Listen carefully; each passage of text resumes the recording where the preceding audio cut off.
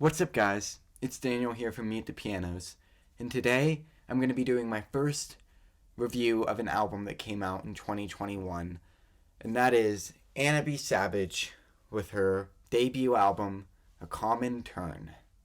Anna B. Savage is an artist who I hadn't heard of until recently, and I just heard of her because somebody had recommended this album right here to me.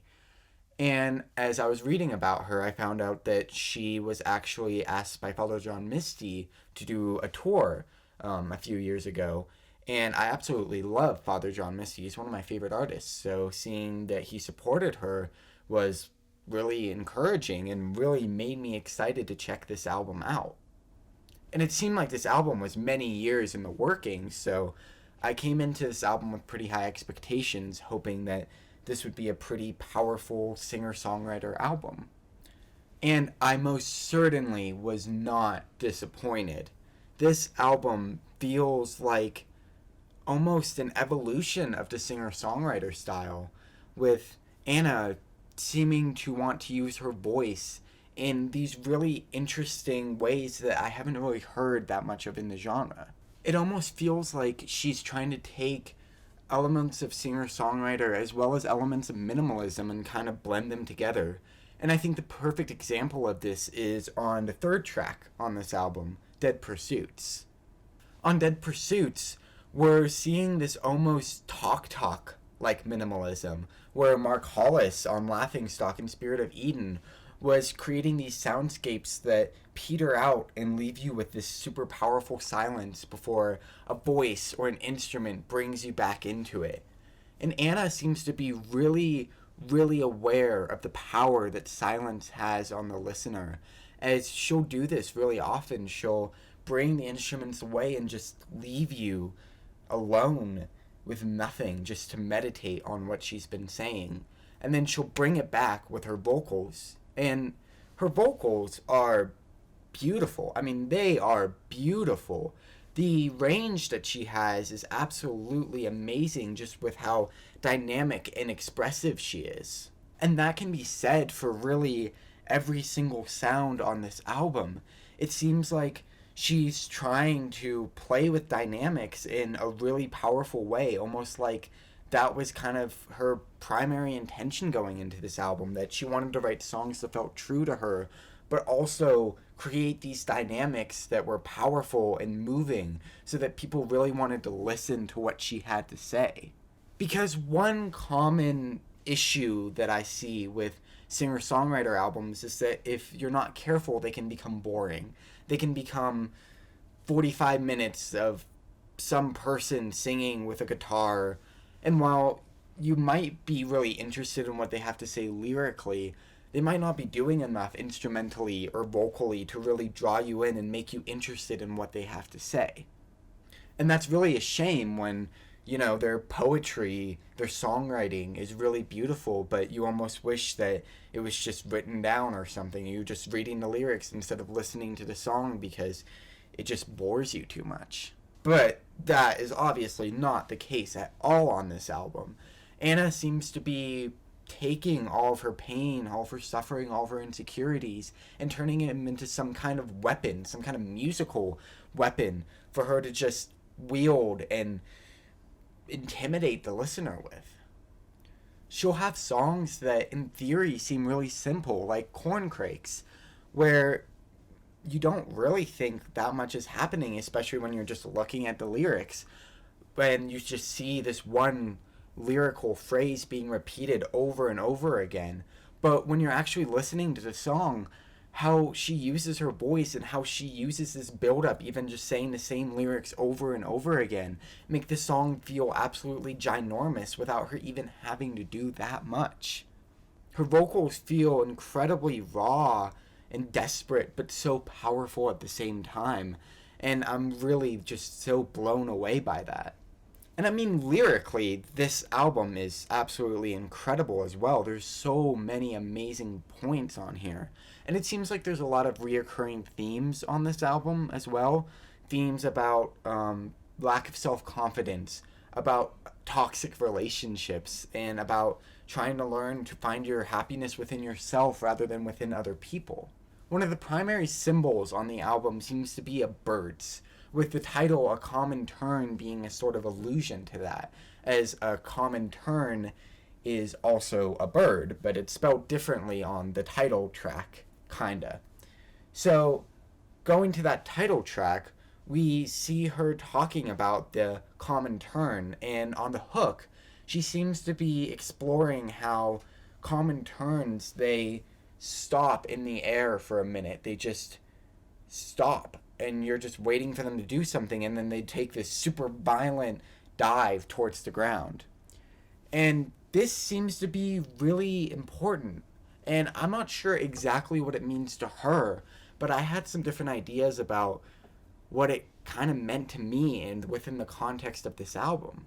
Like, is Anna one of these common terns? Does she feel like she's one of the ones stuck in the air just waiting, so scared about her potentially diving, falling down, maybe going into some sort of downward spiral? But maybe that's also important, because when you're thinking about it in terms of the bird, it's not a bad thing for the birds to be doing that, for the birds to be diving down. It's rather a really beautiful thing. And obviously, I haven't researched everything about these birds, but it seems to be a part of their nature. So maybe she's trying to come to terms with the fact that these hardships, these insecurities, this lack of self-confidence, this is part of her nature, and that she needs to learn to live within it.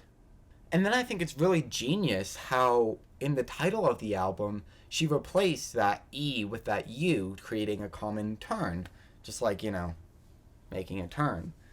But that makes me wonder what she meant by that. What is this turn? Maybe she's talking about the turn that the birds make. Maybe she's saying that it seems like this is what's happening to her all the time, that she keeps making this downward spiral, that things just keep going bad for her, that she's either stuck in the state of waiting or in the state of a downward turn. And I don't know. Again, I could be off basis about all of this, but that's just what spoke to me when I was listening to this album. And I felt like it was really interesting that she chose to make birds this metaphor. And the title track isn't the only place where she does this. This also happens on the second track on the album, Corncrakes, where she is talking about the bird, the corncrake. And as well as corncrakes, they're also talking about doves, which seem to be, the symbol of love. And it seems like she's with this person who is maybe watching these birds with her. And I'm not sure exactly who this person is, or if this is the same person, the same guy throughout the entirety of the album who she's talking about, but it seems like this person has had a really powerful impact on her, or these people that she's been with. As we kind of see her missing this person throughout so many points on the album. I think one of the most direct points where we see this is on Baby Grand, where she paints this picture of her and this person kind of staring up at Baby Grand, which, I don't know, it could mean the sky. I don't know exactly what that means, but it seems like her and this person aren't together anymore, that for some reason this person is staying at her house for the night, but he has a girlfriend now who he's calling in the kitchen, and as she drops him off and he leaves, she wants to say she misses him, but he can't.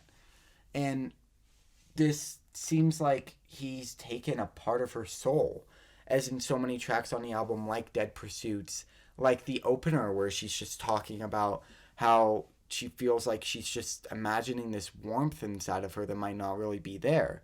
And on so many other tracks that she seems empty inside. She feels like she's kind of aimless. There's Bedstuy, which seems to be another memory that she's recalling, where her and this person are just drinking on this roof, and then they're traveling on a train, and it seems like a kind of sad, kind of dark, but also kind of beautiful look at brokenness. Maybe both her and this person are broken together in their relationship. And she brings up brick walls, I believe, and that kind of seems like she is trying to say that she feels like she's hit some sort of brick wall with this person. And I don't know if it's that their relationship has hit a brick wall, or that they both just feel individually like they've hit brick walls in their own lives. And at one point on the song, we get another beautiful burst of instrumentation. And for a moment, Anna's vocals get completely lost in the instrumentation, almost like this memory is being lost within her, or she's being lost within the memory. It's so beautiful, and I think that the relationship that she has with the instrumentation on this album is a really powerful thing. And I think songs like Dead Pursuits and Two, where she's really exploring her insecurities and her self-hatred, are some of the most beautiful on this album. Dead Pursuits being probably my favorite. Especially the outro of Dead Pursuits, where she's talking about how she's worried that nobody's even going to listen to this album, that she doesn't know if she's wasting her time, if that she's just shouting into the void, and if anybody's really going to hear her. And Two has a really fantastic instrumental moment too, a kind of breath of fresh air, where there's this suddenly pulsating synth that just completely changes the tone of this song, and it's a really incredible moment. A moment that literally every single time I hear the album, I just have to like go back 20 seconds because I'm like, wait a minute, I want to hear this again. It's so cool. And when it happens the second time on the song, it almost feels like the song's been turned into some kind of dance pop or house song or something like that. And it's so weird, but it works super well. And I almost want Anna to do more stuff like this in the future because she 100% could. But of course, I'm glad that most of the album was in the style that it was, because I think that she does an incredible job at writing music within this style. And there's Chelsea Hotel 3, which seems like some kind of meditation on her trying to find happiness for herself, with her kind of using masturbation as a symbol for that. That she feels like she hasn't been able to please herself to make herself come, that she's needed these other guys, and that they haven't really been able to provide for her still, and that she's realized that if she wants to really find true happiness, it has to come from herself, that she has to be able to do it for herself. And there's also Hotel, which seems to be kind of the emotional peak of the album, where she's just in this hotel by herself, and she paints this incredibly desolate and beautiful picture of exactly that. There's a lot of allusions on this song to what I think might be self-harm, as she's talking about how she brushes her teeth until she bleeds, and how the next morning her sheets are soaked with blood. And that this is what she wanted, and yet she feels so terrible and so lonely that her phone is her coping mechanism, that she just scrolls on her phone while listening to Nick Drake, which, you know, if you're listening to Nick Drake, you're down pretty bad. And just waiting for sleep.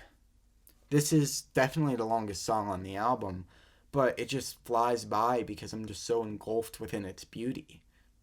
And the closer One is also a really fantastic commentary on just how hurt she feels, especially from the people who she's been with, who have made fun of her insecurities about herself, about her stomach, things like that, that she might have already been feeling insecure about.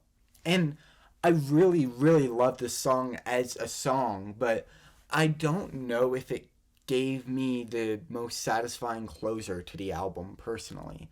I felt a little like it needed a bit more to feel like a closer, to feel like some kind of completed statement about everything that she's been saying throughout the album. And I think that that's my main issue with this album, really. It's just that while every single song on the album is absolutely fantastic, I'm not sure how it necessarily comes together to create something greater than the sum of its parts. Clearly, she is absolutely amazing at doing these interesting storytelling songs, but from song to song, it doesn't really feel like it's all coming together. And that's okay. I'm not saying there's anything wrong with making an album like that. I just might have wanted to see something a bit more cohesive. But really, that's more of a nitpick than anything. That's not me saying that really takes away from this album, because this album to me is still a fantastic work of art. It is a really beautiful album talking about insecurities, vulnerability, and really trying to just find happiness for yourself when so many other relationships in your life might be hurting you. might not be right for you. Yeah, I absolutely love this album, especially for it being her debut album.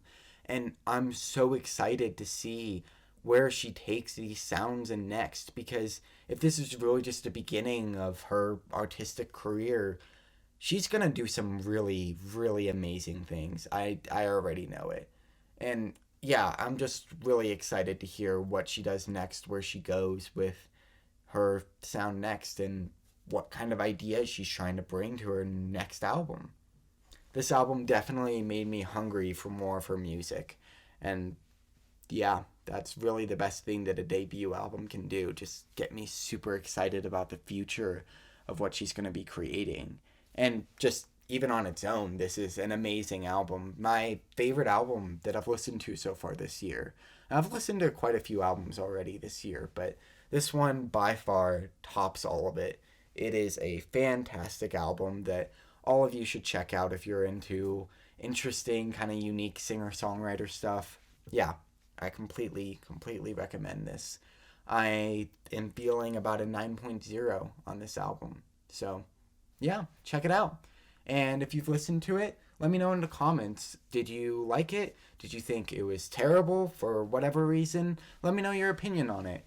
And what album should I review next? Let me know in the comments down below about that as well.